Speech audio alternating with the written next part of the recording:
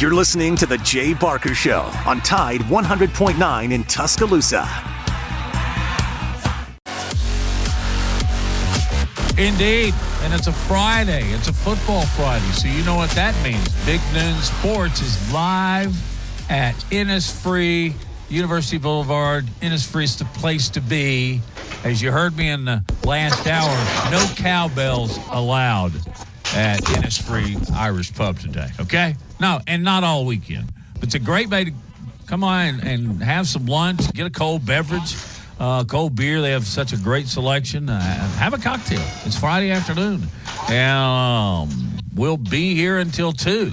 Now, I say we because Laura Lee Thompson, the Bama broker, you know her well, and Lars Anderson are at Innisfree, but I am live at Innisfree in voice only. Because I'm actually at the Talladega Superspeedway, where I have public address and announcing and emceeing, responsibilities all weekend, which I love. Been doing it for 30-something years. These people take care of me, and I try and do the best professional job I can for them. And I came over here yesterday afternoon and been on the mic just about every minute since then. So we're all good. I think we're going to try and go to the folks at Innisfree, checking that out. Laura Lee, do you copy?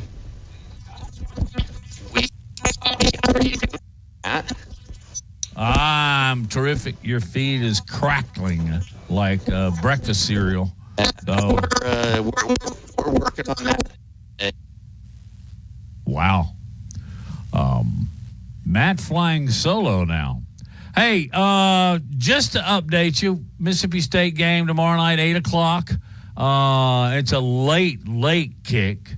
I don't like the late, 6:30, maybe 7. But 8 o'clock kickoff is just, I don't know. It's not something I can get used to, and it probably bothers me more now that I'm a little older. But here's the deal. I was just in the Infield Media Center here at Talladega, and I was watching one of the screens, and they had it on Fox. And I just watching for a minute and see what they were talking about. They were talking about USC at Colorado. That game kicks off at 11 our time, Central. So, hey, Justin, is Boulder... I know you're working on technical issues, so I'll just rhetorically ask. No, that's here. fine. Is Boulder on Mountain or Pacific time? Do you know? I'm thinking it's Mountain. I also think it's Mountain time, yeah. Colorado. So, all right.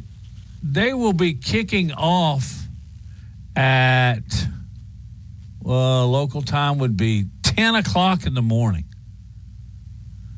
TV, big bucks. Move us around. And that's exactly what they've done. And we picked this game yesterday. Go ahead. The third week as well that they've done, is it the Fox kickoff, like the Big Noon? Yeah. I think Colorado's been there like 2 or 3 weeks in a row. Yeah. And they will continue to be a lead story even when they get beat like they did by Oregon, because Deion is the story. He is the story this year in college football. Alabama's above the fold, too. And we'll see if they can continue the success that they had in the second half last week against Ole Miss, if it continues today. The Mississippi State game, ever since I've been covering them, going back to the early 80s, Mississippi State always plays Alabama, and I think even more so than other teams on their schedule, physical. I mean, it's a street fight in the trenches, and that's the way they want to play. And Alabama's got the murder ball coming in, so we'll see if, like I said, the quality of play in the second half last week at Bryant-Denny Stadium continues on.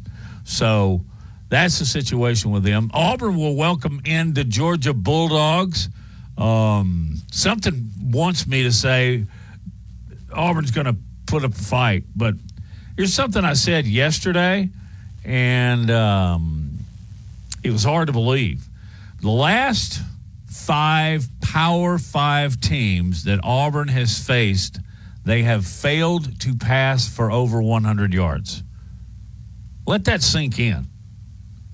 It goes back to last year, certainly. But this year, if they've played a big-time school, which I guess Texas A&M is certainly that, they've not thrown over 100 yards in a Power 5 game in 5 games. That just, to me, that's just mind-boggling, actually. Hey, if you were watching football last night, first of all, actually watch some of the Clay Chalkville Thompson High School game.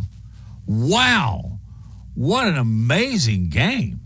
And it ended up with Clay Chalkville winning. And, sometimes you just think Thompson is the new Hoover and they're bulletproof, but they weren't last night. And the Clay Chalkville quarterback accounted for 5 touchdowns. He was spectacular. But that was a great game. But then since you're over here and we're really within range of Jacksonville State University, a lot of the people that I work with around here went to JSU. So we start, we start watching, listening, keeping up with that game. And they had an amazing comeback. They drove the length of the field in 1 minute and 11 seconds without a timeout. Amazing. So they score the touchdown. Then they have to go for 2. They go for 2, and they make it. They go to overtime. Touchdown from Logan Smothers. And just terrific stuff. So JSU is now 3-1 overall, and they are 2-0 in newly arrived Conference USA. So that's big time stuff. And I have a close relationship with Jacksonville State University and love to see them do well. By the way, they were playing Sam Houston. They ended up winning it by a score of 35-28. There is also Ryder Cup news, and the last time I checked, it wasn't good. We'll get into that. And also, I'll have to just talk about the Braves for a minute because it is just so cool, okay? They swept the Cubbies. That's not all. Got some numbers and some stats and this record-breaking Atlanta Braves football team. What we need to do right now is take a break and remember to drop by Walk-Ons. Excuse me. That's where we are on Saturday night. It's Innisfree, Matt. Innisfree. Bad faux pas. But Innisfree is a place to be. No cowbells allowed, all right? Come by and grab lunch and a cold beer with us as we continue Big Noon Sports, presented by Haley Sansing, Union Home Mortgage.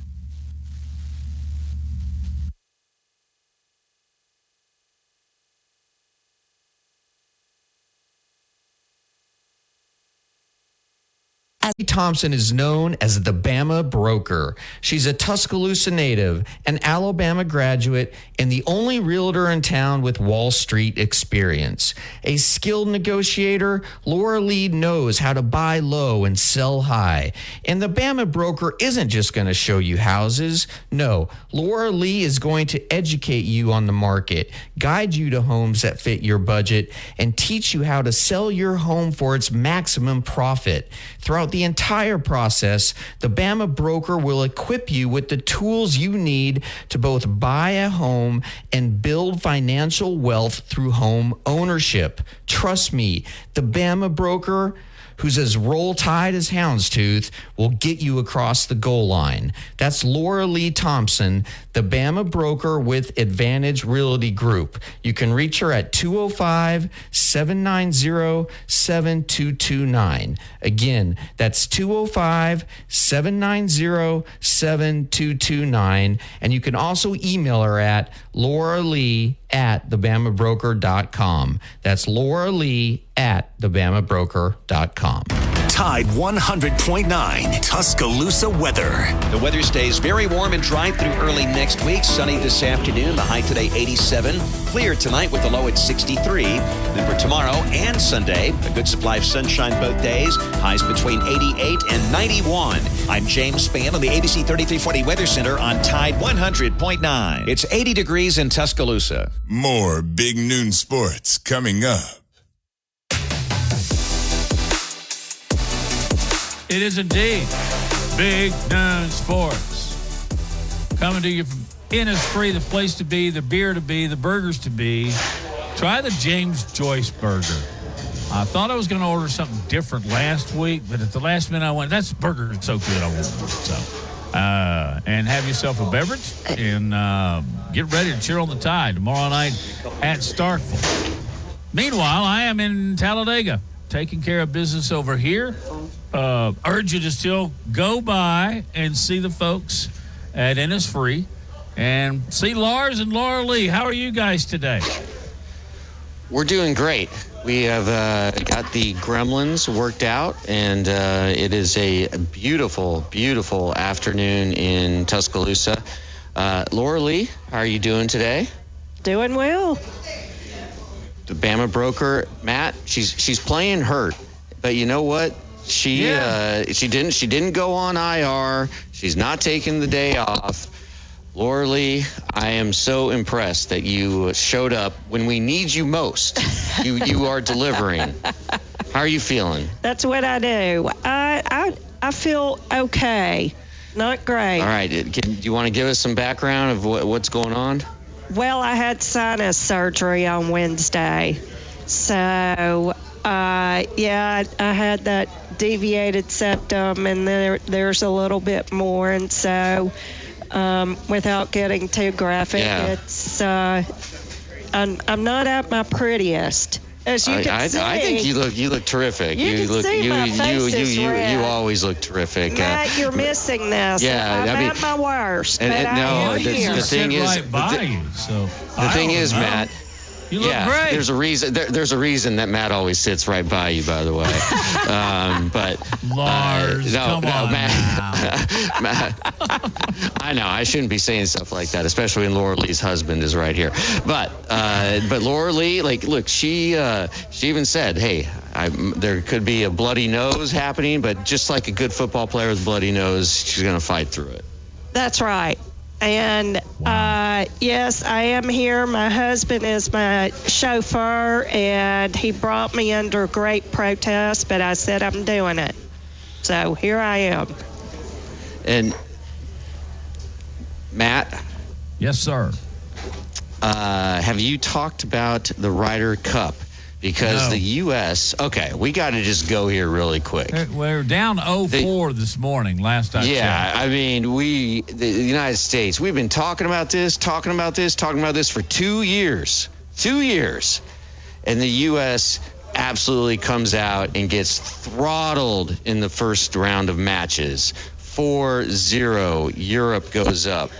And then Europe goes up 4-0. And you remember that Justin Thomas, who has been in Innisfree many times, and probably very close to where we are sitting right now, he was the one who came into this Ryder Cup as really the most controversial selection as the captain's pick by Zach Johnson. But Johnson knows how he has played so well in Ryder Cups over the years, and Justin really lobbied on just for himself, saying, I would rather win Ryder Cup than major championships. And he's just a great team guy. He puts fire into the team. And so it was a little bit curious because Johnson, he decides to sit Justin Thomas and Jordan Spieth in the opening round. But then he's like, okay, JT, we need you. And just the very first shot, JT, he striped his opening tee shot on down the first fairway. And going back and forth with their match with Viktor Hovland and another European player, last name is Hatton, excuse me. Back and forth. And at one point, Spieth and Thomas, they were up 2 on the 13th hole. And then JT kept playing really, really well. Spieth absolutely faded, did nothing down the stretch. Was awful. But guess who kept him in? JT.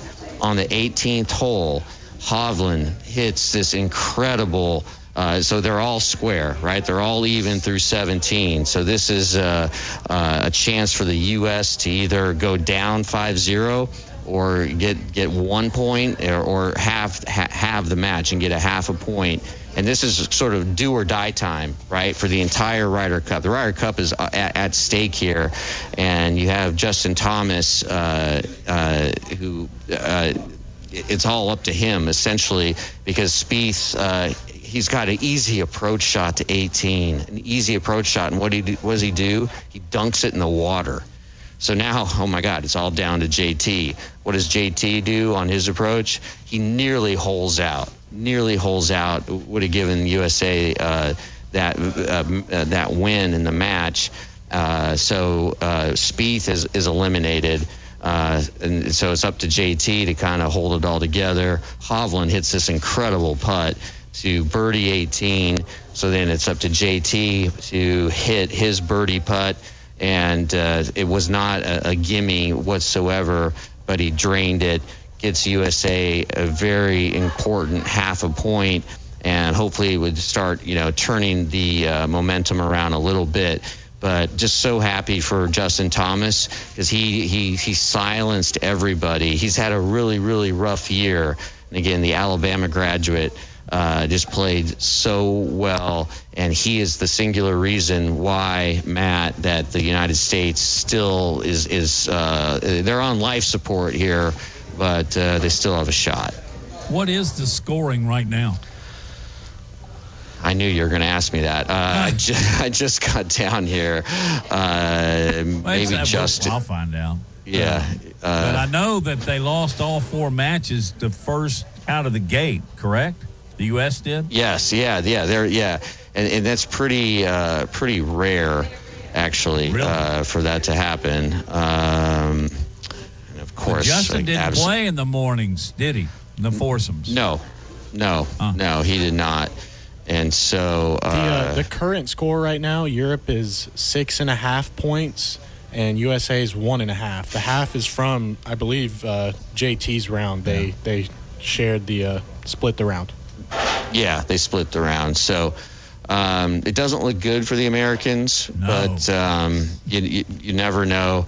They look flustered. The crowd is so loud over there in Italy, and it's like 9 out of 10 fans are cheering for the Europeans, and they just looked disheveled and flustered, frankly. And I was really surprised by that. And I know we need to move on to Alabama and their game tomorrow against Mississippi State, but I think everyone who follows golf is just absolutely a little bit stunned at how flat-footed the Americans came out, Matt, and it really a disappointing start to the Ryder Cup.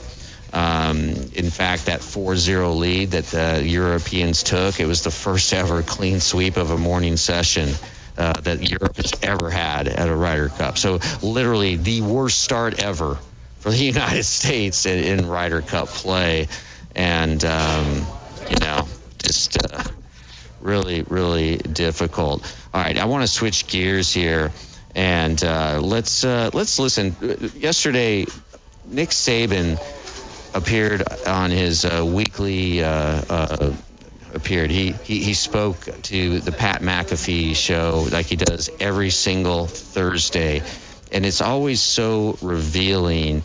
And Justin, let's go with the clip of Nick Saban talking about sort of the psychology of the sport and what he does to prepare not just his players for each week, but what he does to prepare himself. Coach, you mentioned you try to give your team a message on Monday and then reinforce it on Friday. How do you come up with these messages? Do you plan these in the off season, or just come up like week by week when you see, hey, this is what we need to focus on? Well, I actually use other people to try to stimulate my thoughts as to, what I should or shouldn't say and how I should say it. And I have a sports psychologist, a sports psychiatrist, that I talk to probably 2 or 3 times a week. And between us, between the circumstance that you're in, the team that you're playing, the outside noise that most people are hearing, including your team, you try to come up with a message that is a positive one to help them move forward. So I don't try to invent all this stuff on my own. Now, but, we had like 14 speakers in fall camp, and a lot of them were inspirational speakers. I sit in the front row every day, and I take notes on everything that every guy says. And if there's any bit of that information that I could use down the road to reinforce to players, because they're going to hear it, but they're not going to remember it 2 months from now.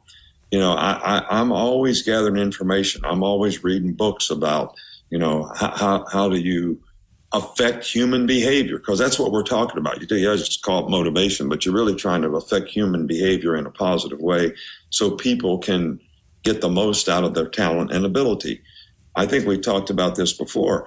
Human nature is to survive. It's not to win the championship. It's to survive. It's to do what you have to do to survive. And, you tell a guy, if you sell 10 cars, you get to go to a trip to Bahamas. When after he sells 10 cars, he's going home and sit in his chair and eat Tostitos and drink beer. He's not going to try to set the record, all right, for how many cars you could sell in a month.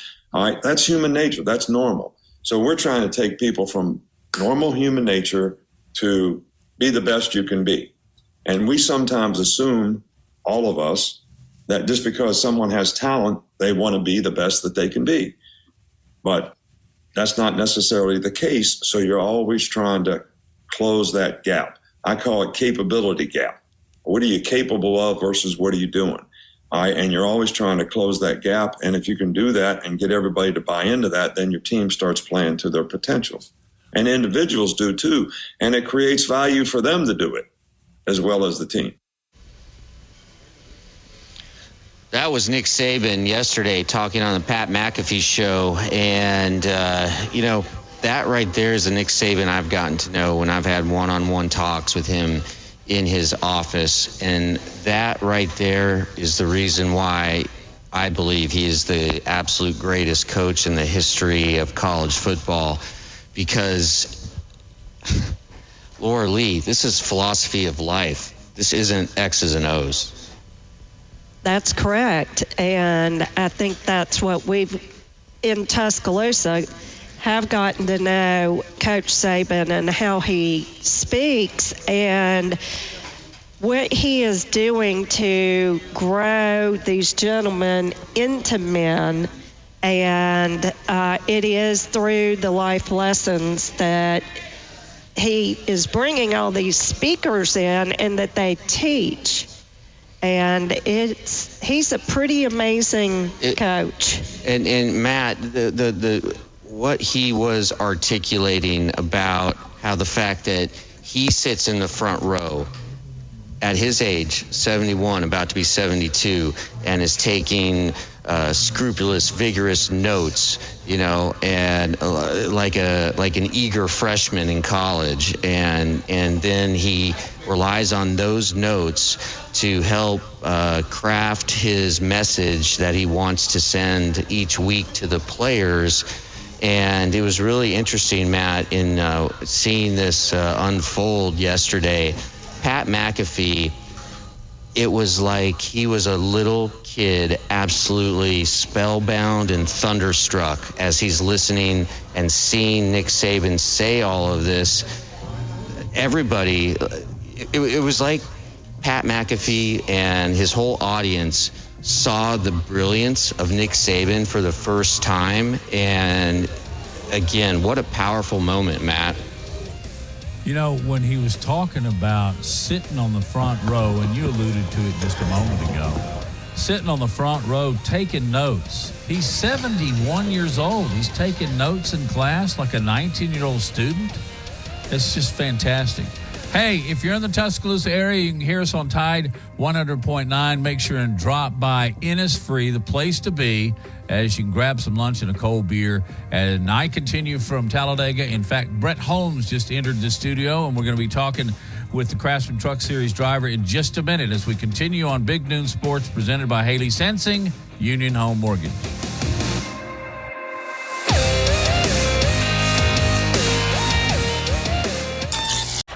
next inside the locker room with Coach Wimp Sanderson and Barry Sanderson. Tune in Monday. We will recap the Alabama-Mississippi State game. Also talk to Max Howell at 7:30. And then Doug Bell will join us at 8:15. We'll talk the results of the Ryder Cup.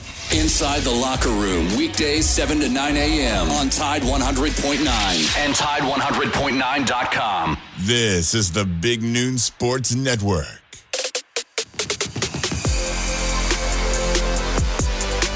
Hey, we are back. It's Big Noon Sports presented by Haley Sansing Union Home Mortgage. Matt Coulter, Lars Anderson. You got Laura Lee Thompson, the Bama broker. But I'm in Talladega getting ready for the race weekend, which includes the Yellowwood 500 on Sunday. But the Love's 250 is taking place tomorrow. And I have one of the truck drivers and local guy. What are you, 10 minutes from here? Brett Holmes is with us. Thanks for joining us. Well, I mean, literally, when you leave the track, how long does it take to get to your house? Roughly 10 to 15 minutes, yeah. What got you into racing? So my dad raced, Stacy, raced dirt late models before I did, or before I was even born. So when I was born, I grew up going to the racetrack, watching him over here at the Talladega Short Track across the road. And so I started out, I got to a point where I was old enough, I was like 6, 7 years old. I started out in go-karts and did that for 4 years. They also have a go-kart track over there. So I did that, then went into dirt late models and asphalt late models, then ARCA, then here. So that's really where I got my start at, is here. And I still have a great relationship with all the people that race over here today. And I had the track record here. One time I broke my dad's track record here, so it was kind of cool. I don't have it anymore, but yeah, it's been cool to get to race here across the road because it's always been a dream since we've raced over there. You got great local sponsorship. Talk a little bit about that. I've known Chad and the people at First Bank of Alabama for years. They just continue to grow, and man, they got quite a wrap on your Chevrolet truck. Yeah, it looks really good. The blue, white, and gray, it looks really sharp. And but yeah, Chad Jones, Mitch Key, all the guys at First Bank of Alabama that we work with, and they're great to deal with. I've known them for a long time, and yeah, it's awesome to have a local business, local bank, and me being local and us running our home track, getting to do that all together, and then also putting on this STEM program and helping out teaching these kids a lot about racing, different aspects of it, and local schools around here, getting to do, all those four things together is just really cool. You guys don't get a lot of practice time anymore. How difficult is it to just go out there and just guess that you're set up for qualifying? I don't think it's as hard on our setup. I think it's a little nerve-wracking for the drivers who, it's been since Daytona since we've had to race like this. So it's been quite a few months, and so getting back acclimated to feeling what the draft is like, and we're going to be out there on first laps. Really, qualifying is not going to be, matter that much on draft because we're out there by ourselves. So we're out there for the race. We're all stuck together. So practice would have at least, we would have been in smaller groups and help, get over that little hurdle. But yeah, it's kind of interesting, and we don't normally do that a lot. So we'll see how it turns out. Obviously, having a show like this in Alabama, we talk a lot of football. You're an Auburn grad. You just finished a couple of years ago. And I didn't ask you earlier, what did you major in? Building science. Yeah, that's basically like construction management. Yeah.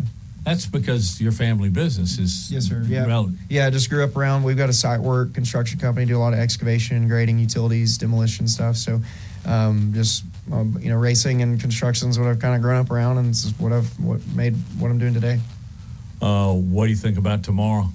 Georgia comes in. Yeah, not looking forward to that one, buddy. Maybe in another life or another year, we'll get to that point. I thought we were going to start the year off a lot stronger. I think we'll see how we pan out in a year or two. I just wish we came out a little bit stronger this year.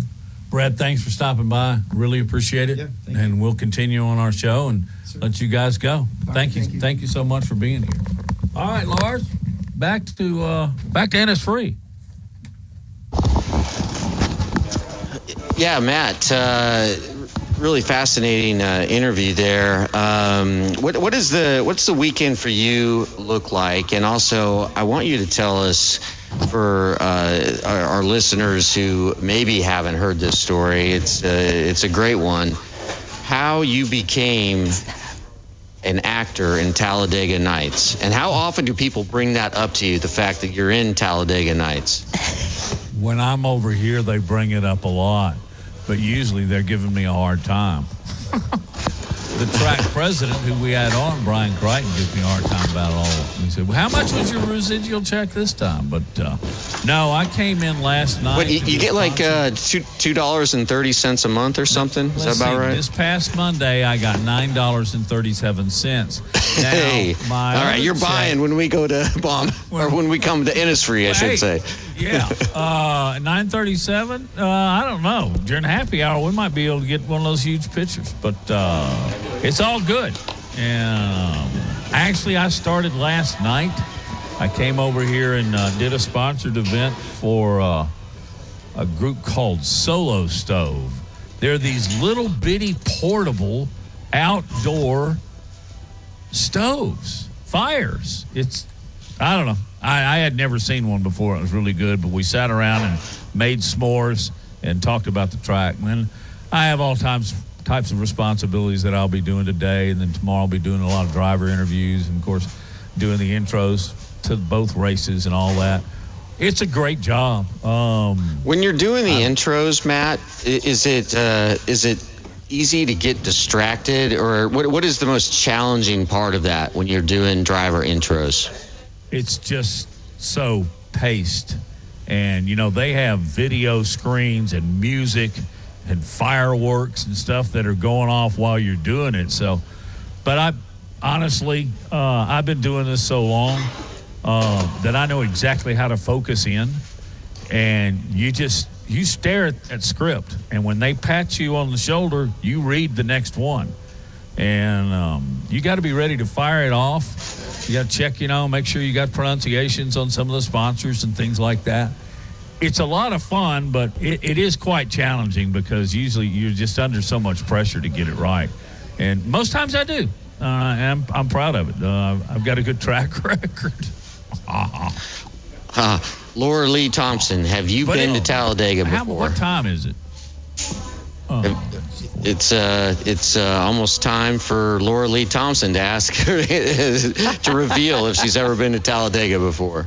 No, I have not. You have not. Robbie Glenn, former Alabama baseball player, who joins us now here up on the stage at Innisfree. Robbie, have you been to Talladega before? I have been to Talladega a few times. And what has your experience been at Talladega, Robbie? Different trips. One was just in awe of how big the track is and how many people are in there. And then second trip was in the infield, and the stuff that goes on there in the infield is crazy. So it must stay in the infield, right? Stay in the infield. It was a lot of fun. So had some good times there. Matt, dare I ask you the craziest thing you've seen in the infield at Talladega? You can ask me. I'm not going to answer it. Yeah, I've shared my Dale Earnhardt Jr. story. Yeah, but I'm not going to tell it again. I will say this though.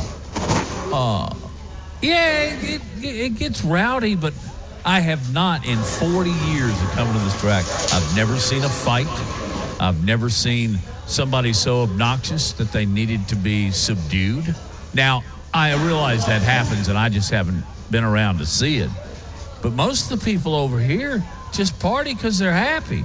And, they don't drive. They stay in their RVs. It's really pretty safe environment. And, of course, then outside the track are all these campgrounds. And they've done this right. They have some for families where, they kind of have a lights off, sound off deal at 10 o'clock at night. And they'll hold it from like 10 to 8, 7. They've got it figured out on how to treat the fans over here. I haven't been to every track like you, Lars, but nobody treats their fans better than Talladega, I can assure you. Yeah, I've only had good experiences at Talladega, some eye-opening and some just like, oh my gosh, did I just see that? But also just everybody at Talladega, the staff treats me so well, treats everyone so well. I remember one time I was with Tony Stewart, before a race, and he was going up to one of the suites. I think he was driving. He was at Gibbs, and he was going to do one of those driver talks right before a race, and he met this elderly gentleman who ran the elevator, right, going up. And I'm sure you know who I'm talking about, Matt. And Tony knew him by name. He knew his backstory, and just it's a friendly, almost like family atmosphere, believe it or not, in spite of what everybody has heard about Talladega. But Matt, on the other side, I want to we're gonna talk about Alabama football from here on out for the rest of the show. I want to get into what Nick Saban said yesterday about Dan Lanning's pregame speech before Colorado and Oregon. Really interesting comments, Matt. Really interesting comments by Nick Saban, and we'll discuss that. And let's start to break down what's going to transpire tomorrow. Alabama, Mississippi State, which starts at about 1 a.m, but it will be a lot of fun. Hey, Robbie, are you still on headsets? Yeah, Robbie's here. How about my Braves? How about them Braves? They're looking good, ain't they? Home field advantage throughout the playoffs. That's the way to go. Oh, yeah. Look great. And Matt Olson hit his 54th dinger last night as they swept the Cubs. Makes Matt very happy. Tell you what else will make you happy. Go get one of those. Lars gets the chicken wraps now. Laura Lee got the vegetables a couple of weeks ago. All of their dishes are delightful. And then the fried pickles have been fired up. Fried pickles, they're here. See, now you're going to make me really jealous. Yeah. Robbie's destroying them as we speak. I had my mouth full. That's why I was late answering. Is that it? All right. Well, you can eat during the break. We'll be back with Big Noon Sports.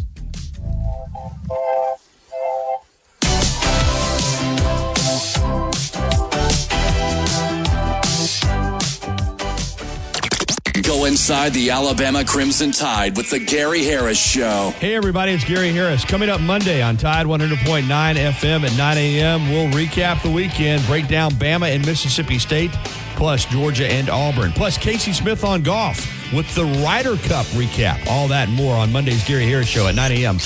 Catch the Gary Harris Show Monday through Friday, 9 to 11 a.m. on Tide 100.9 and Tide100.9.com. Tide 100.9 Tuscaloosa weather. The weather stays very warm and dry through early next week. Sunny this afternoon. The high today 87. Clear tonight with the low at 63. Then for tomorrow and Sunday, a good supply of sunshine both days. Highs between 88 and 91. I'm James Spann on the ABC 3340 Weather Center on Tide 100.9. It's 83 degrees in Tuscaloosa. Covering SEC sports like kudzu on the roadside. This is Big Noon Sports. I understand what Dan Lanning was trying to say, and it was probably good for his team to hear in some ways, but it probably wasn't good for everybody else to hear.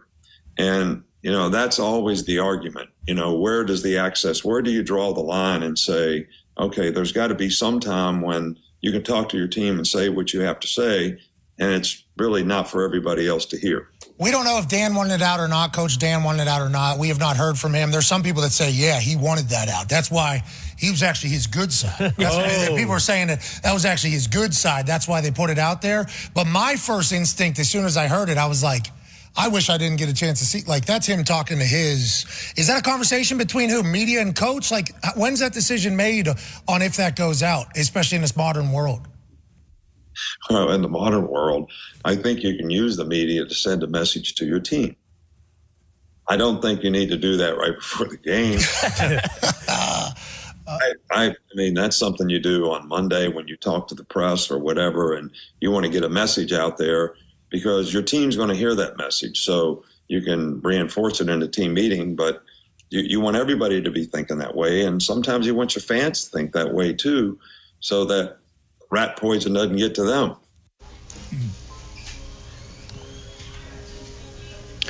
That was Nick Saban. Yep. Yeah, that was Nick Saban on Pat McAfee's show yesterday.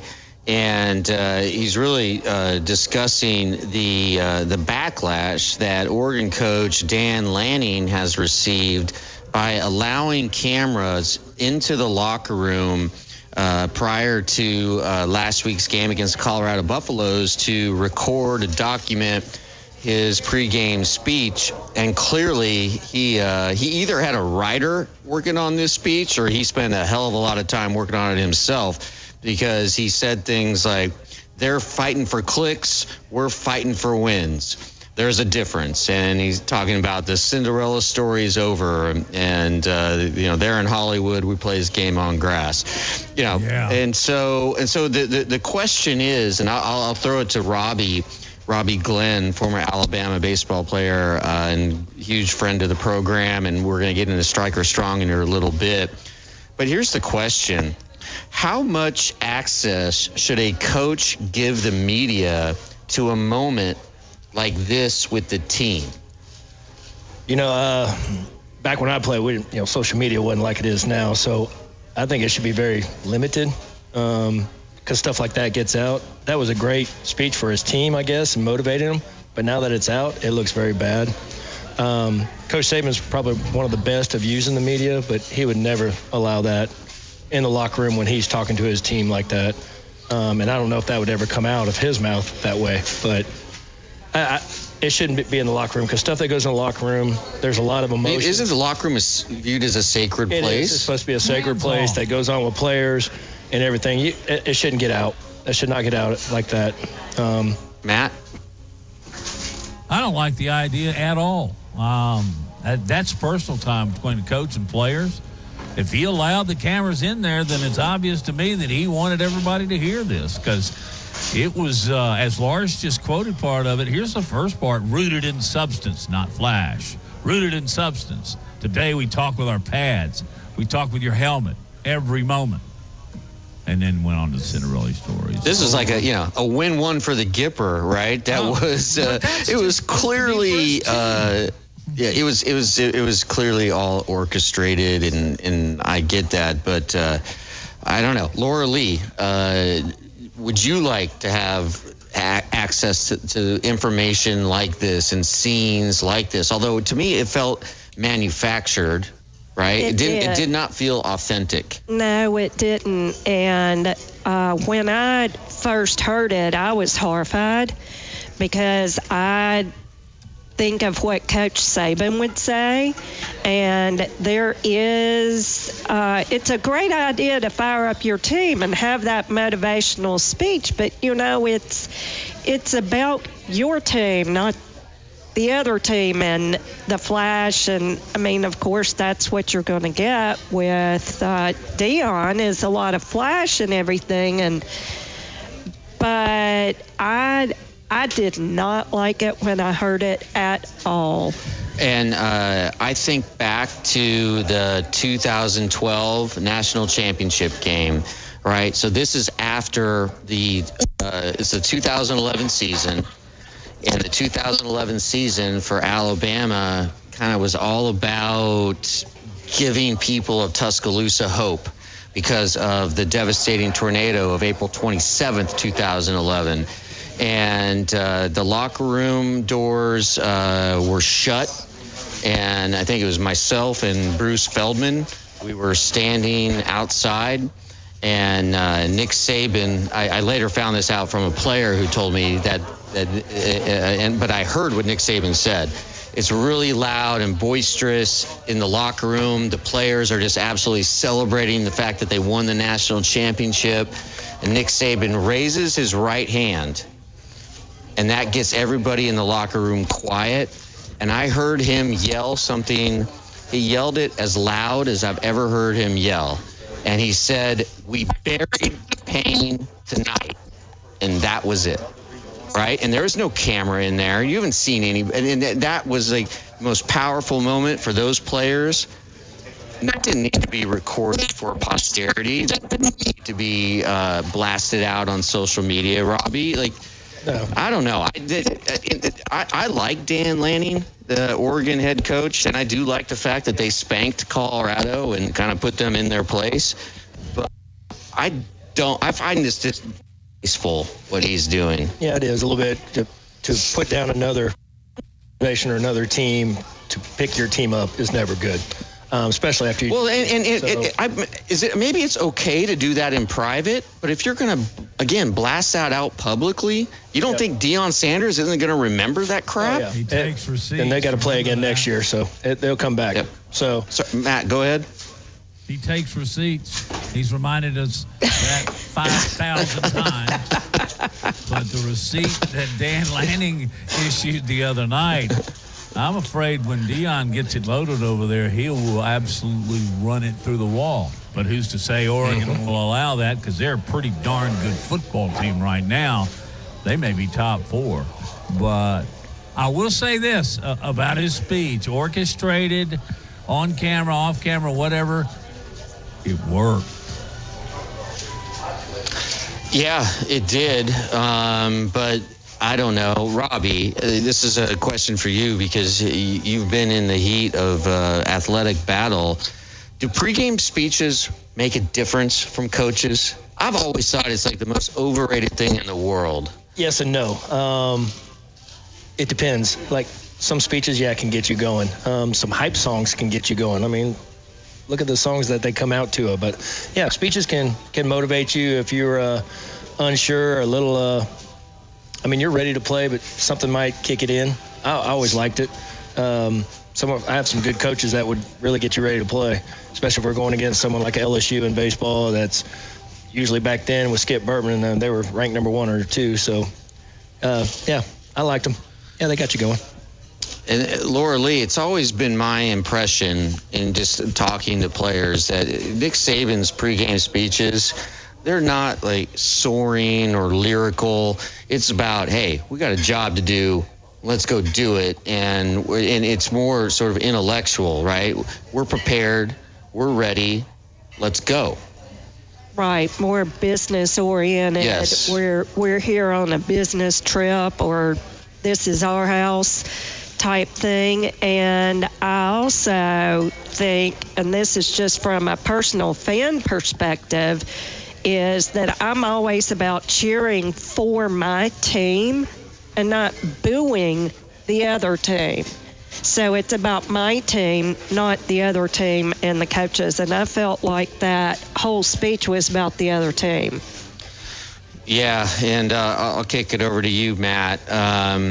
You've been involved in sports your entire life. You played a lot of sports, and you've been covering it for a long time. What are your thoughts on just the power of a pregame speech? Is it real, or is it imagined? I'm going to agree with Robbie. I think it's a real deal. The ones I've been involved with, the coaches would start, and of course, you didn't break off. We didn't have position coaches like you do in football. This is more baseball than anything. And he would go over some of the analytics. He would say, make sure that when this hitter's up, you lean this way, you shade him this way in the outfield, and don't pitch to this guy, do this, that, and parts of the game. But then at the very end, they would pick it up, and you go, well, this is Butler. We're playing the Rebels now. They're ranked number 3 in the state. Let's not hold back here, gentlemen. And, I can't remember verbatim any of the words, but, yeah, and it would get you fired up. But you know what? An emotional high I've always heard from many, many coaches lasts about 5 minutes into the game. Eventually, it's going to come down, right, Robbie? It's going to come down mano a mano. And let's see who wins this thing. That's it. Yeah, once that speech is over, you got to play. I like the speeches. I really do. I do too. think they should remain private. No, there you have it. Hey, golly, it's almost top of the hour. We got to take a break. Yep. Lars has spoken with our good friend Tim Brando, so he'll be back. And I'll tell you where you should be right now. No cowbells are allowed this weekend at Innisfree Irish Pub. But you are allowed. They got a great menu. Pick one up on the way through the door and grab a cold beer.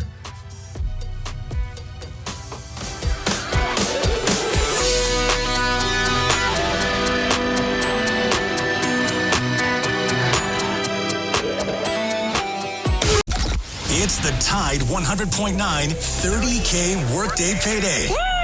Win cash every weekday 8 to 5. Here's this hour's cash code.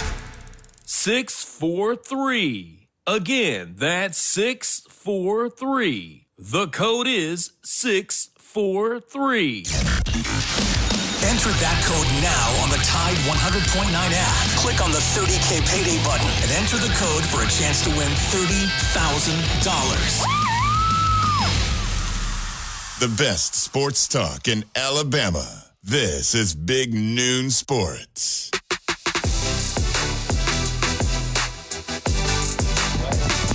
Big Noon Sports is presented by Haley Sansing, Union Home Mortgage.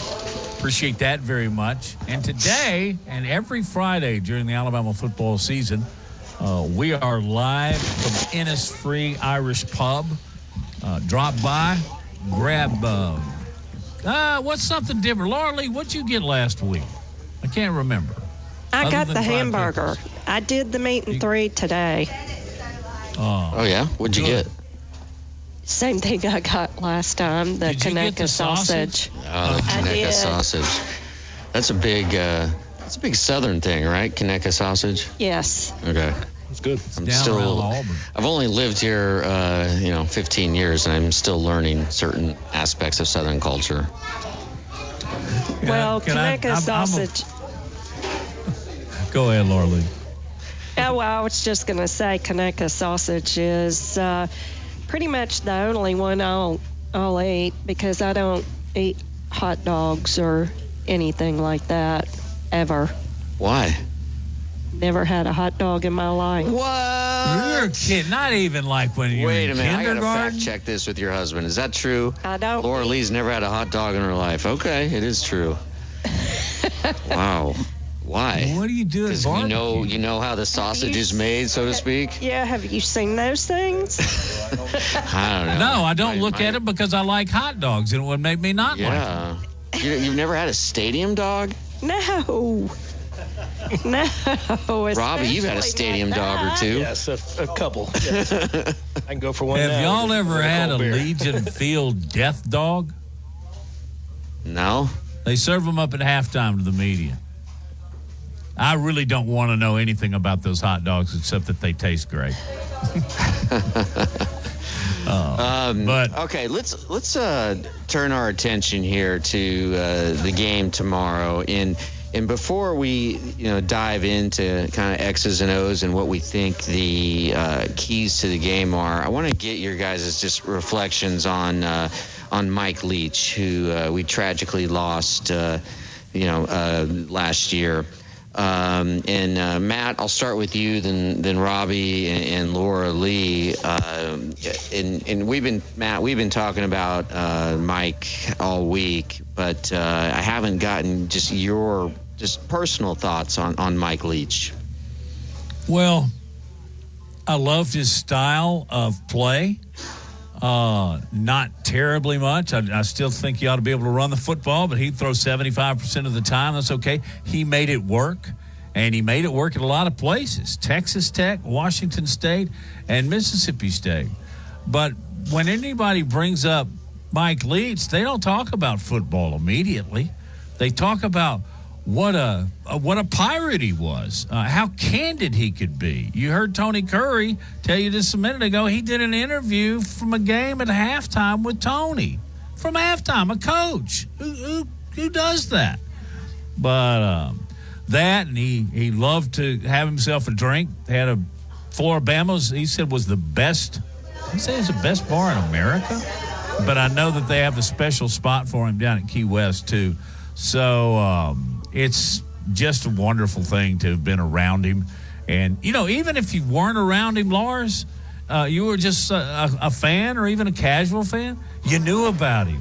And you knew what a great character he was. So there's my thoughts on Mike Leach. I'll just give you one quote, and I'll give some more later. I want to go to Robbie in a second. But Mike Leach once said, "There's nothing balanced about the 50% run, 50% pass, because that's 50% stupid." I'll give you some more gems here in a second. But Robbie, your thoughts on Mike Leach? Well, like Matt said, I mean, Texas Tech, what he did there was just amazing. The offensive numbers they put up, and you just weren't seeing that like then, except maybe Kentucky with Mummy and all that.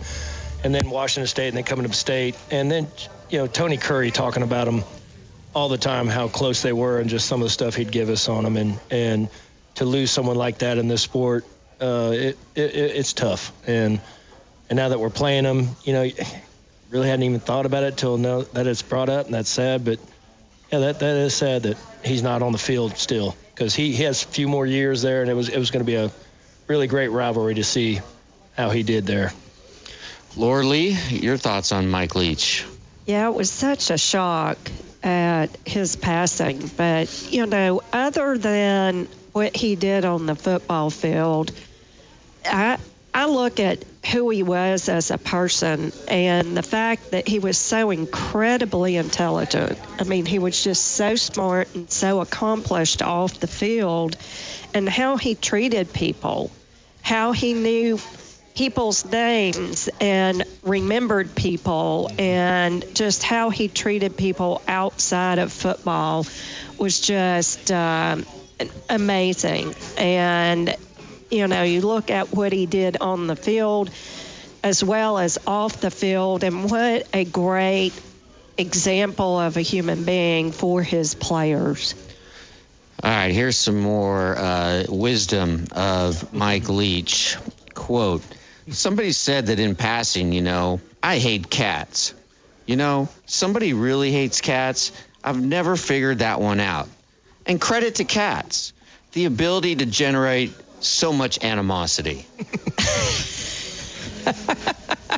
I like that one because I'm a cat person. Quote, you're going to be dead in 100 years anyway, so live dangerously. I love that. That was kind of his philosophy. Gotta live by that. Oh, Matt, there's just so many gems. Whether it's a car or a boat or a motorcycle, it's a dangerous item. So you have to show a level of competence and get a license before you're allowed to operate something that's dangerous. Guns are dangerous, but you don't have to get a license to operate guns. Hey, that's my feeling. I know it's probably not popular here in the state of Alabama, but roll Tide. Way to try and get an interview. What the hell happened? Now you're talking about guns? We were talking about Leach. Well, it was a Mike Leach You blink quote. and you miss around here. Yeah. It's really strange, guys. I promise. Weird. And he said, I look like a caffeine addict. Sorry.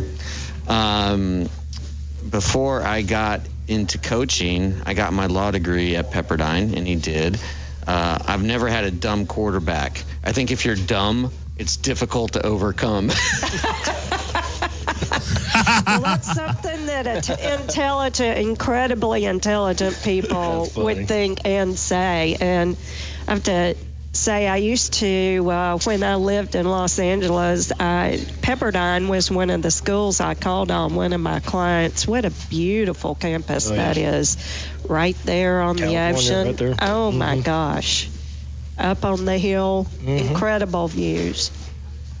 Sonny There are Smith, some the former teams- Auburn coach, used to coach there, and he said there's no question. It's absolutely the prettiest campus on the planet. No doubt. Oh, yeah. Yeah. Ugly car in the parking lot either.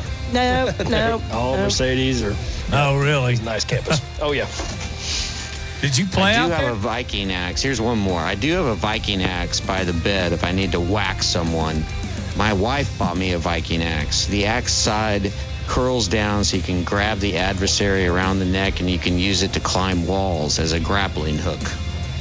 He said this stuff just like in the middle of press conferences, right? Like he was the the king of just saying something random, out of context, but there was always a nugget of wisdom buried deep somewhere in there, Matt, and just one of a kind. And but on the other side, let's really start analyzing this Alabama-Mississippi State game tomorrow in Starkville.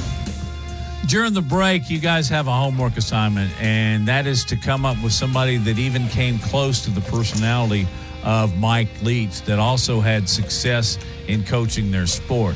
I've got a great one, and I'll share it with you on the other side of the break as we broadcast live from Innisfree. It's the place to be. Mississippi State weekend. Drop by right now and see the gang, have a burger, and cold beer. You're listening to Big Noon Sports, presented by Haley Sansing, Union Home Mortgage.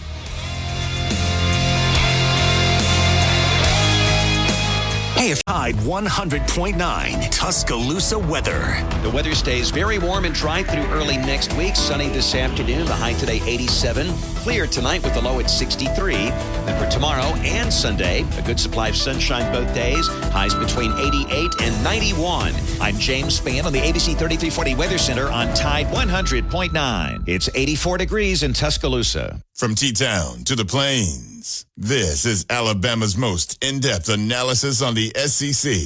This is Big Noon Sports.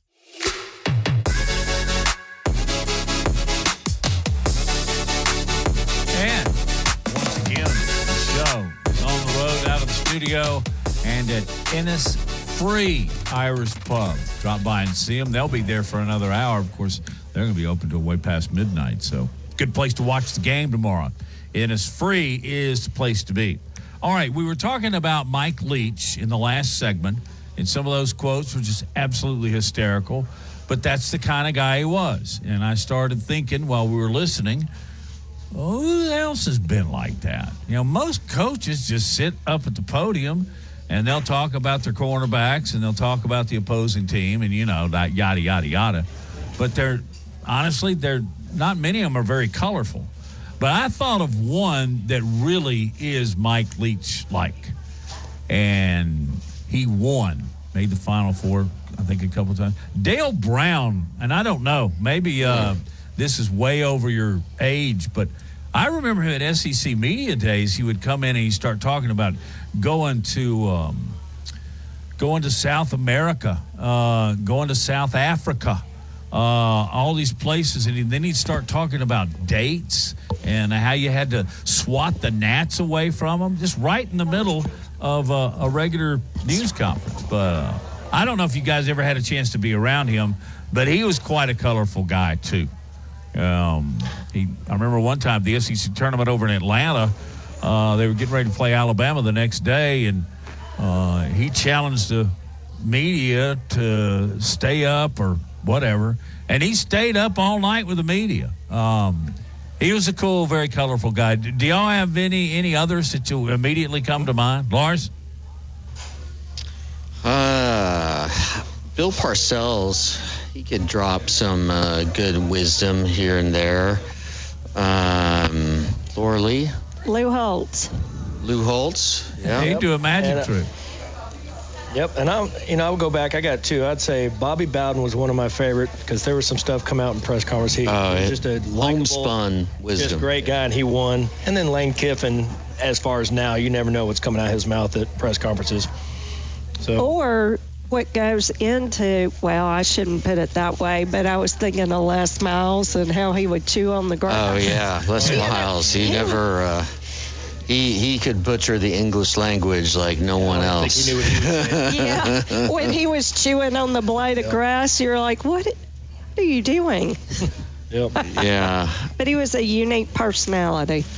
But there's not many out there like Mike Leach, though. Matt, other than Nick Saban, who has been your favorite Alabama coach? And Bear Bryant, too. I know you were there at the end of the Bryant era. I can't use that. Other than that, who's been your favorite one to cover?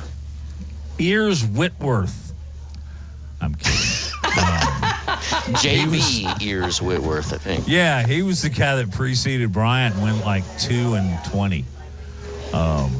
But I would have to say Stallings. That Mike Price era was fun. Oh, Stallings, yeah. Yeah. Yeah, Stallings definitely with Brother Bill Oliver. Brother Bill. Brother. My goodness, yeah. there's a character for you. Yep. But, I liked Mike Shula a lot. I mean, we were friends. We went to Alabama together. But I liked him. He just wasn't ready. I think if they waited for him to mature a little bit as a coach, Mike Shula might have had a very successful career there. Yes, but I it liked was the Mike Mississippi DuBose as a State. person, but just didn't get it done as a head coach. What did you say, Laura Lee? Well, it was the Mississippi State game when he lost that game that was the nail in Mike Shula's coffin. Yeah, sure was. Yeah. Sylvester Croom. Yeah. Coach Wimp Sanderson. There's a character. Oh, yeah. Matt did a radio show with Wimp for many years, right? Twice. What did yeah, twice. It was so much fun. You had to do it a second time. Yeah, they called for more. Y'all want to hear a great Wimp Sanderson? By the way, do you have a favorite Wimp Sanderson story? Yeah, I have many, but one immediately comes to mind as we're talking about news conferences, because this was, I want to say, mid to late 80s, when Alabama was just thumping everybody they played, and particularly in the SEC, always winning the tournament. But he went on the road, and Dominique and Georgia beat Alabama. And I've never met a coach in my life that took losing harder than Wimp. And by contrast, when he won, it wasn't really a big deal because he just kind of stayed the same. But anyway, I'll get to my story. After they got whipped by Georgia in Athens, they had come back to Coleman Coliseum and play Ole Miss. And Ole Miss had a guy named Gerald Glass. I don't know if you guys, he was a junior college transfer, 6'8", 3 guy that could score the basketball. Well, it went down as a nail biter, and Ole Miss beat Alabama at home. And like I said, Wimp just despised losing. He comes into the post-game news conference area, and there's a table set up there, and everybody had set their mic flags up there. Y'all know the drill. And, you point him where you think the coach's mouth's going to be, and then he comes in here and you roll tape or you push your recorder, whatever, then grab your pen, whatever. But Wimp came in, and he was so distraught that he laid his forehead at the edge of the table, so he was looking straight down at the floor. The mics couldn't pick it up. I mean, he was talking to the floor. And I remember going up there, and I actually grabbed my Channel 13 microphone with a mic flag and all that, and got down literally on the floor so I could hold my microphone and get the quotes. Wimp's a great guy.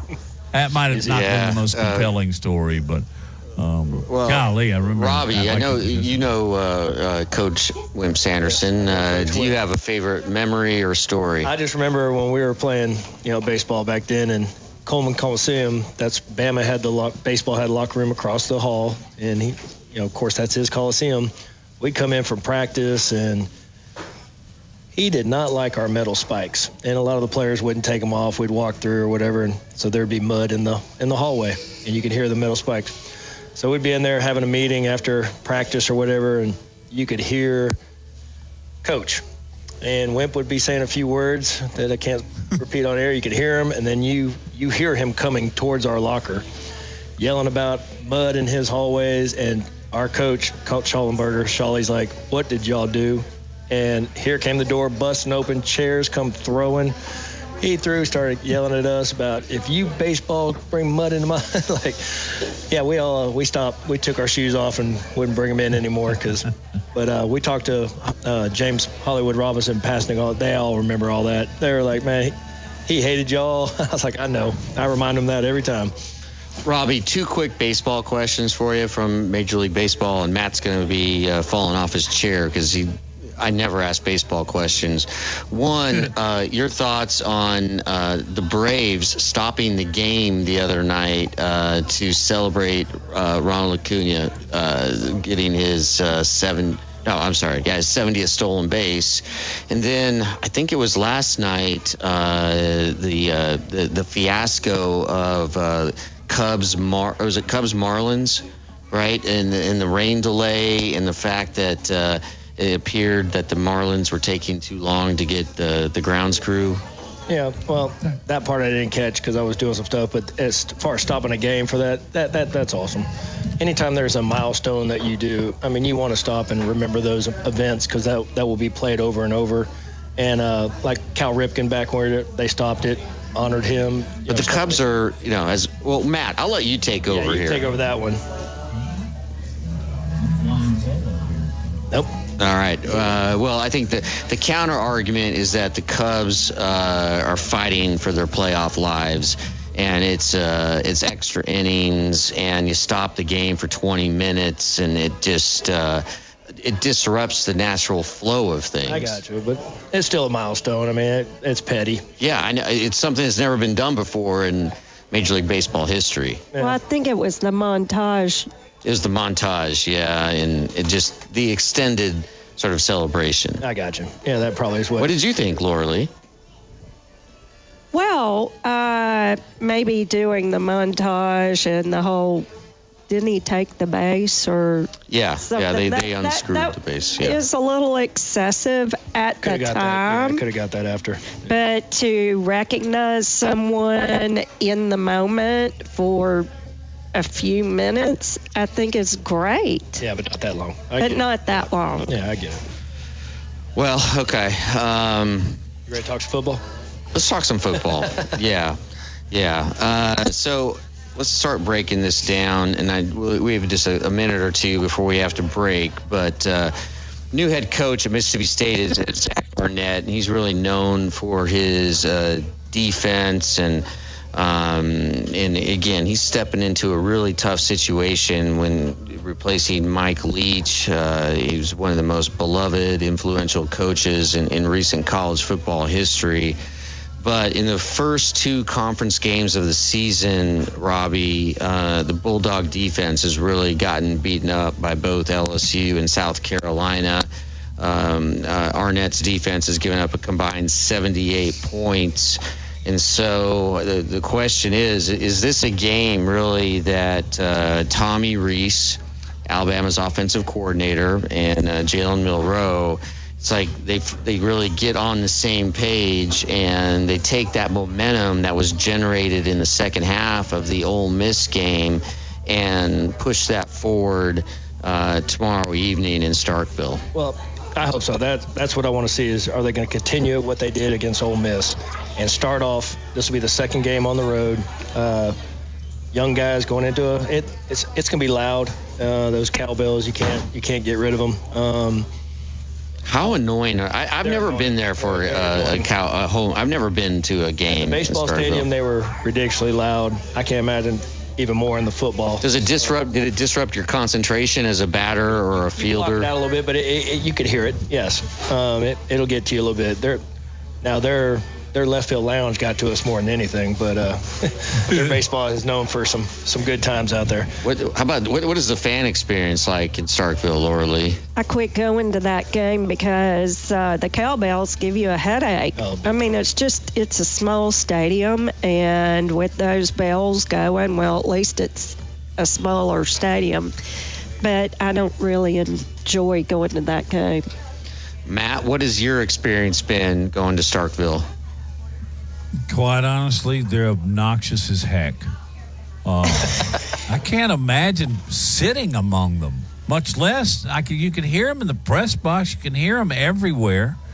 And I think I may have said this earlier in the week, and I'll bet Robbie can help me on this one. At one time, they banned them. And they let them come back. Isn't that right, Robbie? Yeah, the NCAA banned any kind of noise, like bringing stuff in to create noise. But State still was sneaking them in, and then it just kind of went away. So they're allowed again. It really doesn't seem sportsmanship-like to me. Yeah, well, you can shut them up quick by putting a few touchdowns on the board quick. Yes. So you won't even hear know the bells. what was really obnoxious, and I know you heard this guy. the Vandy Whistler. Do you remember him? The SEC baseball tournament? Yeah. Yes. So y'all do or don't. I mean, that was obnoxious, and ushers would come over there and kind of hint that he should stop, and he refused. And I don't know why they just didn't remove the guy. You could be watching it on television and hear this guy, and he just kept going on and on. Okay. Hey, when we get back, I need to talk to Laura Lee, guys, for just a second. So we'll continue as we broadcast Big Noon Sports. I'm actually in Talladega for the Yellowwood 500 weekend, but everybody else, our entire crew for Big Noon Sports is at Innisfree, and that's where you should be. Back in a minute.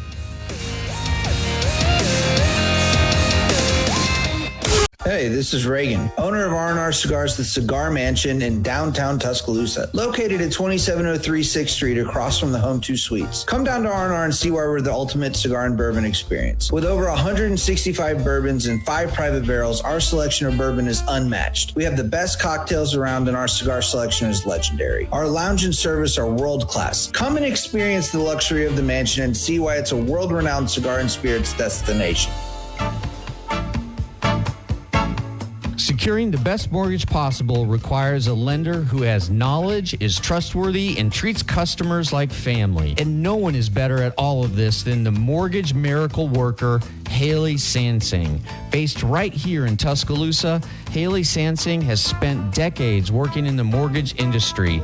With Haley, it's personal, holding your hand from contract to close. With Haley, it's about one thing, you. Call Haley on her cell, yes, her cell, 205-792-1813. That's 205-792-1813. Let Haley help you. NLMS number 230376. From T-Town to the Plains, this is Alabama's most in-depth analysis on the SEC. This is Big Noon Sports.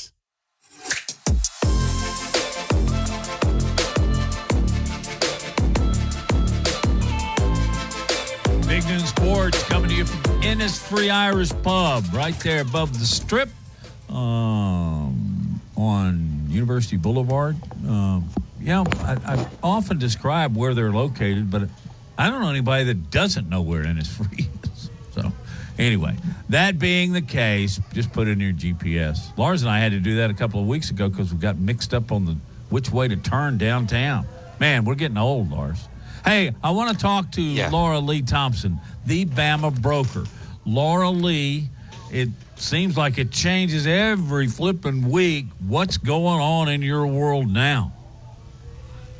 Well, we were all awaiting data that came out this morning that the Fed looks at for inflation to see if inflation is slowing, which the numbers that came out did indicate that it is slowing a bit. When you look at the market in general, and this is being the stock market, September's historically been a bad month. It's always a down month, and this year was the same. So really, we're kind of looking at the government shutdown and what's going to happen, and whether that's going to, if it happens, which it looks like it very well will, we'll look at the interest rates and how that will affect. And of course, with some of these government loans, and it depends. Last time they shut down, it just affected USDA loans. But we do have government loans out there that could be affected, but it will probably affect some interest rate movement. Are you seeing more inventory on the housing market, or is it sort of static? Well, we typically get more inventory because let me rephrase that and say there are less buyers this time of the year because many buyers like to move over the summer. And then you typically get people who are going to move during the holidays. So, because of school situation. And right now's a really good time to be looking because we do have inventory, so you're not going to be competing against as many buyers. But it's all about, looking at the rates and buying within your range. The houses are there. We just have to know what your price range is, and you have to get pre-approved. And how difficult is it to get pre-approved right now? It's very easy. It's very easy to get pre-approved. And if you don't know a lender, of course, y'all work with a lender here, Haley Sangsing. Haley is, you and Haley are good friends, right? Yes. I've known and done deals with Haley, and we've got a lot of great local lenders in town, and if you don't know one, then that's part of my job. I'm serious. Everybody should come to the Bama Broker because she'll make it happen with Haley, for sure. Yes. It's a great 1-2 punch there. Absolutely, and getting that information is key before you look for a house. Everybody, or a lot of people, want to do it the other way around. They want to find the house and then get pre-approved. And all of that changed with COVID. Now, a lot of people, realtors will not work with you unless you're pre-approved because it's just a shot in the dark. But especially since COVID, sellers really don't want people in their houses unless they are serious buyers. And unless you are pre-approved or have proof of funds in the bank, then sellers do not consider you a serious buyer, even if you are. So be ready to have that piece of paper either from your bank or from your lender. And then as a realtor, that helps me find the right price range for you. Matt, do you want to go to the phone lines? Let's do this really quick before we go to Joseph. Haley, there I go. Laura Lee, how do people get in touch with you? Well, you can find me on social media at The Bama Broker. I also have a website, thebamabroker.com. You can call me at Advantage Realty, or you can reach me on my cell phone at 205-790-7229. Or come see her Friday. Let's go to our... Come here every Friday. All right, let's go to Joseph, who has dialed in at 205-342-9904. Joseph, how are you on this beautiful Friday afternoon? Just working, man. Just working. But, What's on your mind? What's on your mind? Well, to be honest with you, man, I don't think Mississippi State's going to give us much of a game, just to be honest with y'all. I mean, it's pretty much a gimme game, and I think this is going to be an easy win. This is like a nobody team pretty much we're playing. I can't tell you the last time Mississippi State even whooped Alabama. So, I mean, I tell you how long it's been. So, I mean, this game really ain't going to tell nothing about Alabama. I mean, it's just, they're not really that potent. But, I mean, your next game is when you want to tune in when we play Texas A&M in College Station. That's where the things.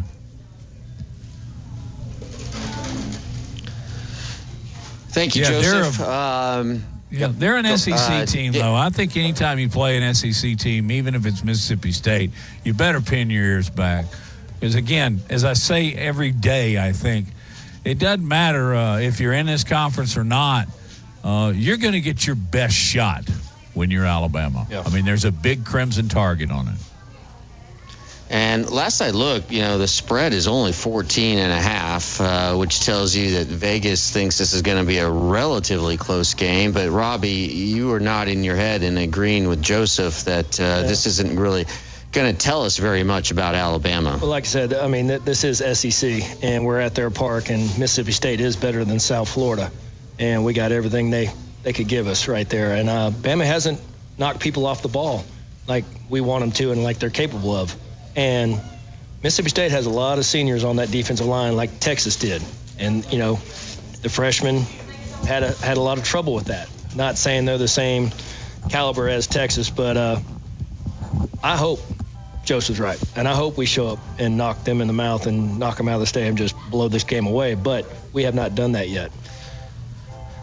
Well, you've got some injuries on Mississippi State. I don't know if I haven't heard that their running backs they're pretty banged up and they may not play. And when you're looking at one back is what I think they've been using the most. Right, right. And so if they can't run the ball, and they've already shown they're not very good at passing. Senior quarterback. Right. We'll see. Well, yeah, that's the thing. Will Rogers is a good quarterback. He's only got 1 pick, 6 touchdowns. I think our cornerbacks are going to get tests, and which I want to see because we do have the best cornerbacks. Well, what position group, and I'd like to ask this question of everybody, what position group are you most interested in seeing how they perform on Saturday from Alabama? Offensive line and running backs. That's it. That's all I want to see. I want to see us, if we get down to the 5-yard line, I want to see us put it in. You know, no trickery, just knock them off the ball.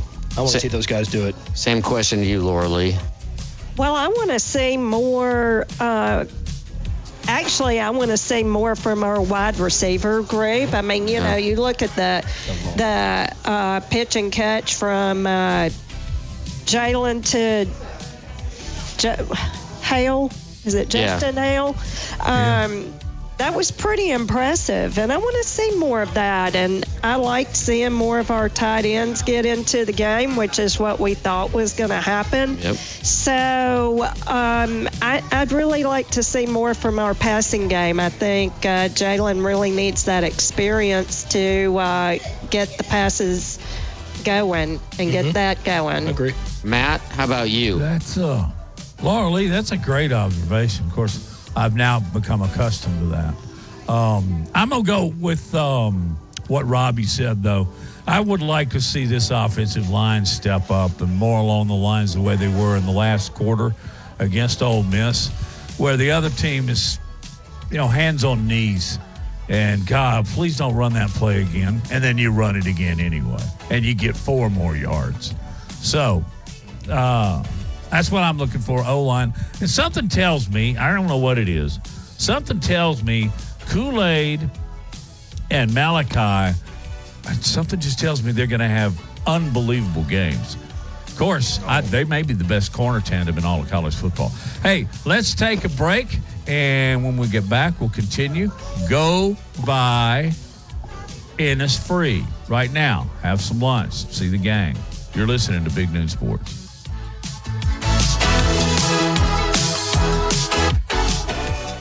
Laura Lee Thompson is known as the Bama Broker. She's a Tuscaloosa native, an Alabama graduate, and the only realtor in town with Wall Street experience. A skilled negotiator, Laura Lee knows how to buy low and sell high.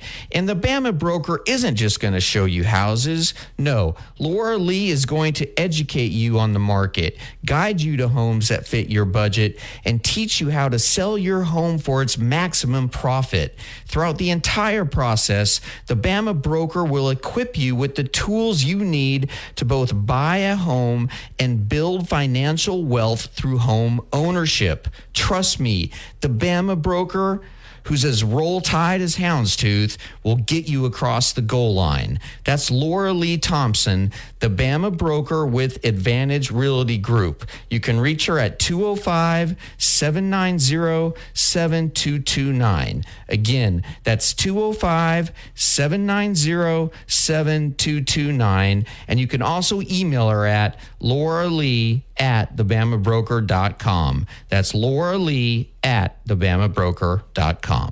Tide 100.9 Tuscaloosa weather. The weather stays very warm and dry through early next week. Sunny this afternoon. The high today 87. Clear tonight with a low at 63. Then for tomorrow and Sunday, a good supply of sunshine both days. Highs between 88 and 91. I'm James Spann on the ABC 3340 Weather Center on Tide 100.9. It's 85 degrees in Tuscaloosa. More Big Noon Sports coming up. Indeed. Now, just coming up, we're here.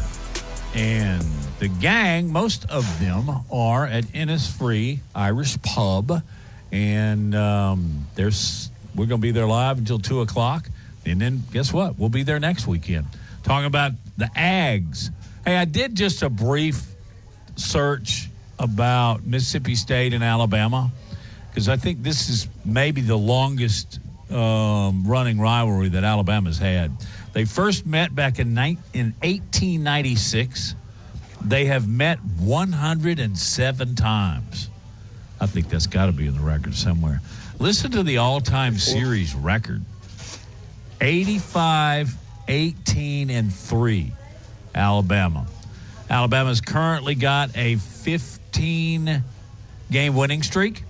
I think they lost in 07. That was Saban's first year, and he hadn't lost to him since. So there's just a little information on the rivalry that'll take place in Starkville at 8 o'clock.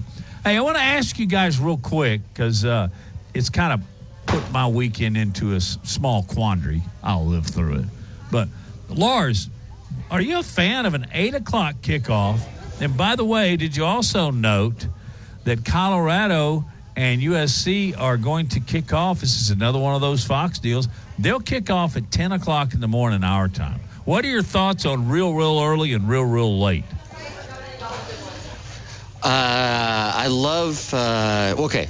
I used to love late games before I had children. And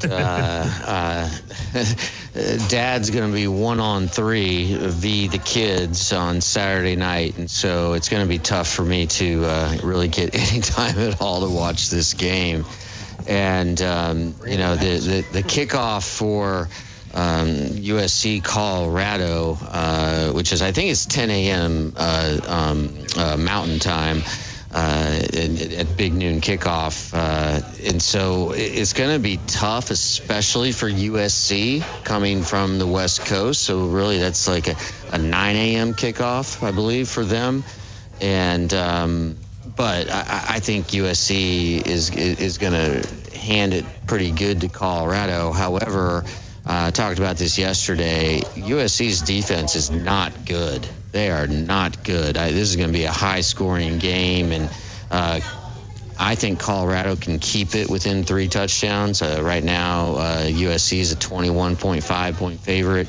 I'm loading up on the Buffs as much as that pains me, but your thoughts, just Robbie, as an athlete, like playing early versus playing really late. Like what do you think? Just the pros and cons of sort of each one from a player's perspective. They're all different. I mean, I like playing under the lights, but that doesn't mean I like sitting in a hotel room all day, waiting when trying to go through a routine and get ready. So I know the players probably want to they'd rather get this game done unless it's 100 degrees than they wouldn't mind playing at night. But I don't think they're going to like the 8 o'clock game. I know the lights will be on and they'll be fired up to play, but sitting around that hotel, how do you keep motivated all day, keep the players engaged, and not checked out? That's what coaches have to do at the hotel. But baseball, I love doing the lights, but I want to get up and get going. How about you, Laura Lee, from just your experience in talking to other Alabama fans? Would they prefer the early? I know the answer to this, but I'm just going to ask it. The early kickoff or the late kickoff? Or the 5 o'clock kickoff? Nobody wants an 11 o'clock kickoff, but not many people want the 8 o'clock kickoff either. We prefer the 6:30 time frame. Last week at 2:30 was kind of nice. I enjoy it as a fan because I get to go home and watch a little bit of the other games. Matt, how much are you looking forward to doing the post-game show that starts 3 hours after the game is over on Saturday night, or I should say Sunday morning? Yeah, I'm really looking forward to that. No, actually, it's part of our contract. So, we're honoring the contract, and that's what we do. But yeah, I'll be on from 1 until 3. So I'm going to take a little nap. I'm going to get up. I'm going to do the show. Then I'm going to go back to sleep for a little while and then get ready for the Yellowwood 500. It's a very packed weekend. And I got a football game tonight to do in Elmore County, which is 2 hours from here. But I wouldn't do this if I didn't love it. I mean, I'm too old. I can turn stuff down. But I would never turn down the Talladega Superspeedway ever. ever. Did you ever have a radio? Did you ever have a radio gig as a DJ? You know, either in college or right after college when you were spinning records at 2, 3 in the morning? Yeah, I did. Long time ago. But those gigs paid well because the restaurant or the bar would pay you. You know, it would be almost an additional paycheck. So you did those. Plus, they were fun because you were interacting with all these people. So, yeah, and I've been very blessed. I've been able to do a lot of stuff. And not many of, you know, the things I have done have even been remotely bad. So I love it. Robbie, I want to ask you a question, man. All right? Yes, sir. You say you want to play under the lights. Do you hit better under lights than you do natural? Not necessarily. It depends on what field you're at. We played in some bad ballparks, though. I just like the just everything, the way it magnified under the lights. You know, the ball looked wider, especially when we put that new pearl out there. The chalk looked wider, just the bases, the crowd. It was fun. Not necessarily see the ball better, just depends on the lights. Now, the lights they have now, of course, yeah, I don't think there's any difference. Robbie, let's get everybody's prediction for the game tomorrow. Not just score, but how you see this thing unfolding. Start with you, Robbie, then Laura Lee, then Matt. I think Bama will end up pushing them around and taking it. I think it'll be a hard fight, smash mouth, but I don't think we're going to give up a touchdown, personally. I think it's going to be maybe give up a couple field goals. So I'll go 27-9. How about that? Sounds good. So 27-9, that means Alabama covers. Laura Lee, how do you see this thing playing out tomorrow?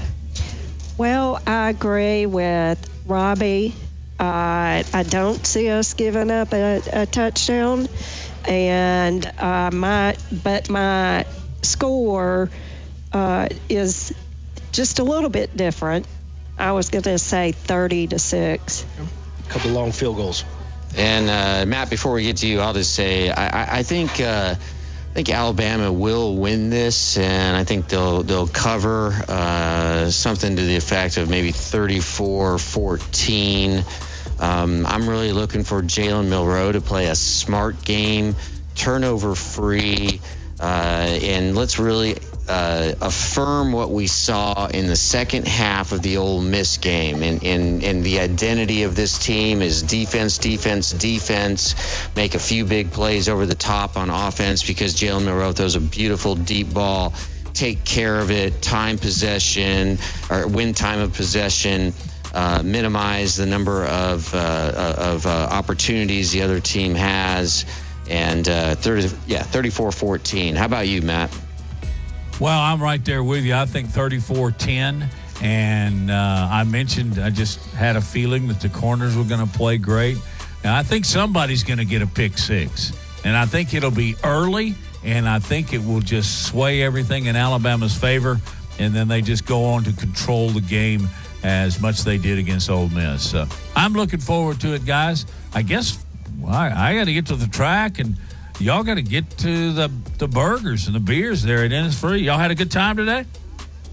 Oh, yeah. There's never a bad time at Innisfree. Come join us every Friday. By the way, did y'all know it was National Coffee Day? I didn't even know there was. I had 6 cups to honor it. Yeah, I had 2 this morning. I'm still shaking from it. I don't drink coffee. I don't do You drink coffee. that special coffee, no hot concoction. dogs. You got to live your life, Laura. I do live my life, but I've never been a coffee person. Ryder Cup at 1:30 in the morning. And you're not a hot dog. No hot dogs either. All right, guys, let's get out of here. Y'all have a blessed day and a wonderful weekend, and we'll do this again noon to 2 on Monday.